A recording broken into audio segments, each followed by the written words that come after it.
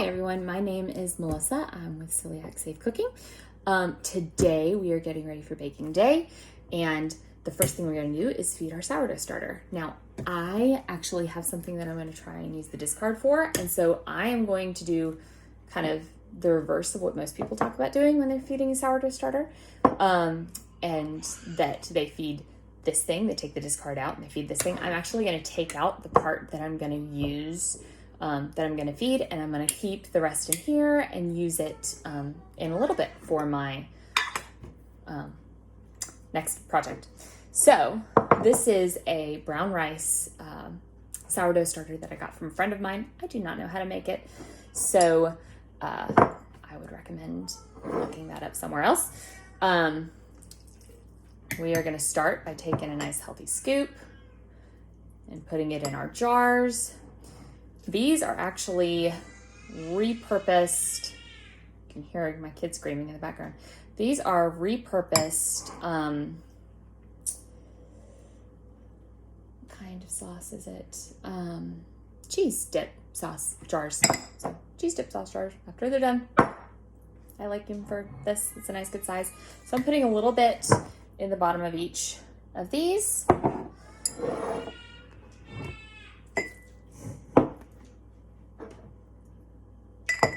Here. Just so I'm not feeding quite as much. That way I'm not using up my brown rice flour quite as much. And so that I have enough left over for my hot dog buns, which I like doing. And I'll do that video next. Okay, I'm gonna get another spoon.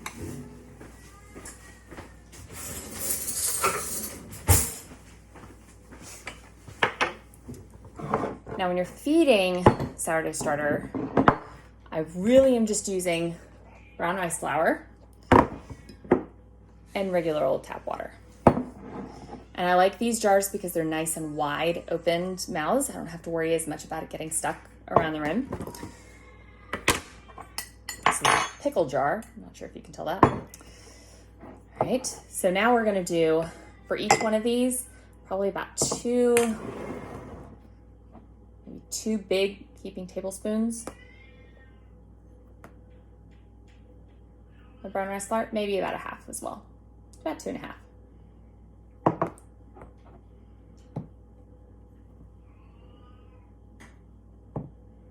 And I'm not going exact, I'm very loose with it. And then we're gonna stir it up. You're gonna notice it gets kind of clumpy, and that's fine. And then we're gonna add water. Now water, it's not an exact measurement for me. I pour a little in and I stir, pour a little in and I stir. You're aiming for a thick pancake batter consistency. My cat has decided to meow. My house is always noisy. I have 4 kids. My oldest 2 have celiac disease, which is how I got started into gluten-free cooking and baking. And I found that I have really good sourdough bread recipes that my kids like better than the gluten-free loaves that we can buy in the store. And it makes more bread, and so it ends up being a lot more cost efficient for us. We're gonna do a little bit more.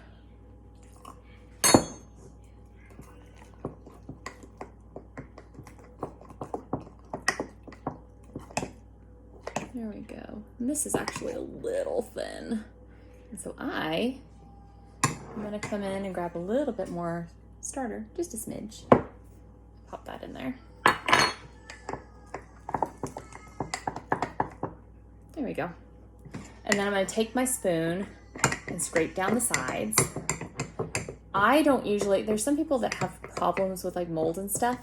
I don't usually have my sourdough sitting out long enough to worry about that. I'm usually, doing what I'm going to use. This one tends to stay in maintenance mode in the fridge. Actually, I have another one that's maintenance mode in the fridge at the moment. And so I'll feed it, I'll stick it in the fridge, and it, like with a lid on it, and it'll stay there for a week. And then I'll pull it out, and I'll pull out some discard, and I'll use the discard, and I'll pull out, I'll feed the rest, let it get happy, and put it back in the fridge. So we're gonna do the same thing with this one here. We're mixing it up. Again, kind of a thick pancake batter consistency. And I've found that as long as I give it enough food, it's not too much of a problem. Sometimes I go a little longer than a week between feeding them. Sometimes I feed them a little more. Sometimes I feed them a little less. You just kind of play with it and figure out. I've also found that in my house, I can't just leave them on the counter. They don't tend to like that. They'll get, a little happy, but they won't like get really bubbly. But if I put mine in the microwave, it tends to, I guess, hold the heat in a little bit better, and it heats it up a little better. And that way, it's a little better. Actually, I found that's the best place to prove my bread too, is in the microwave. I've actually changed what shape loaves I use in certain places so that it fits in my microwave, because it tends to rise a lot better in there. Scrape down the sides of the jar. And now I'm going to take, I've got 2 jars, and I'm going to take coffee filters and rubber bands. Coffee filters, rubber bands. I'm going to put a coffee filter on each one.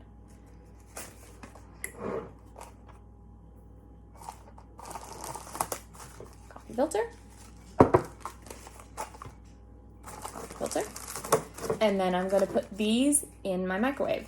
And I found that sometimes it takes them a little, I don't know how it is for regular sourdough compared to like gluten-free sourdough, but it can take, 8 to 12 hours for mine to really look happy. And so a lot of times it'll say, make sure it's been fed within the past 12 hours. Well, sometimes mine's like 12 hours exact before I really feel like I can use it. But I'm also not super picky. I just kind of go with as long as it's got some bubbles in it. I will end up showing you what these look like before we start my sourdough loaf that works kind of the best for our sandwiches in another video. And then I will show you how I like using the discard for some wonderful rolls, or the way I like using them is like hot dog buns.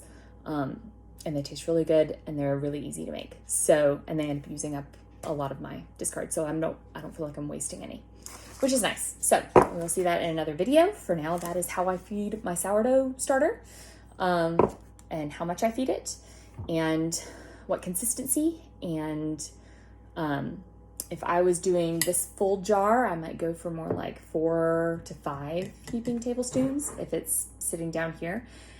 I do not usually want to feed it above halfway for the jar, because I want it to rise. And if it's above the halfway mark of whatever container it's in, then it might overflow. And so if that's the case, I would take some out and feed it in a separate container and proof them both at the same time. So anyways, thank you for joining us at Celiac Safe Cooking. I am not an expert. I am learning right along with you guys. My kids were diagnosed with celiac disease almost a year ago, and so I'm sharing what I've learned, and then as I experiment and try new recipes, you can kind of see how it works out before you experiment and try new recipes.